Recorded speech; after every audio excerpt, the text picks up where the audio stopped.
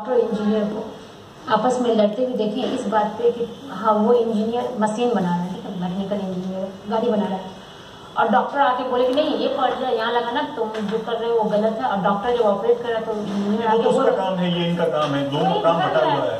हमारा धर्म बटा हुआ है, हम अपना हम क्यों किसी के धर्म में जब हम इंटरेक्ट नहीं करेंगे तो आपस में भाईचारे के साथ रहेंगे। घर में अगर इंजीनियर डॉक्टर है और वो दोनों भाई दोनों के काम में इंटरेक्ट करेंगे ना वो सक्सेस होगा ना वो सक्सेस होगा, दोनों आपस में लड़ेंगे, तीसरा कोई और सक्सेस होगा। तो यहाँ पे यही चीज है कि धर्म में मुस्लिम क्या कर रहा है, हिंदू क्या कर रहा है, बौद्धिज्म क्या कर रहा है, वो उसका अपना, सबको अपना फ्रीडम दिया जाना चाहिए। इस बात की वकालत आप कर रहे हैं। जब आप किसी को इंटरेक्ट कीजिएगा तो खुद को डिस्टर्ब हो ही रहे हैं, उनको भी डिस्टर्ब कर रहे हैं। तो किसका रिलीजन क्या कहता है इसके बीच में नहीं पड़ना चाहिए, वो खुद जानता है वो अपना बेहतर क्या है इसके लिए। आप धर्म गुरु पे छोड़ देना चाहिए, जो उस चीज में महारत हासिल की है उस चीज को ठीक करे।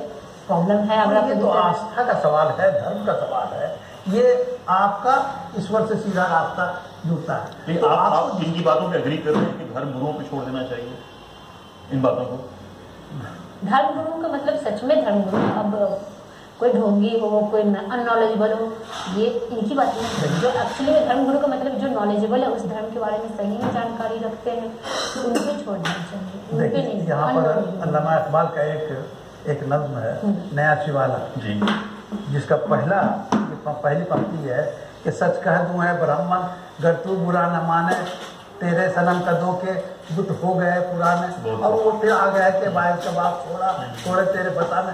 तो कहने का मतलब ये है कि ये आप जो हिंदू और मुसलमान ये दो धर्मों को आपस में जो दीक्षा दे रहे हैं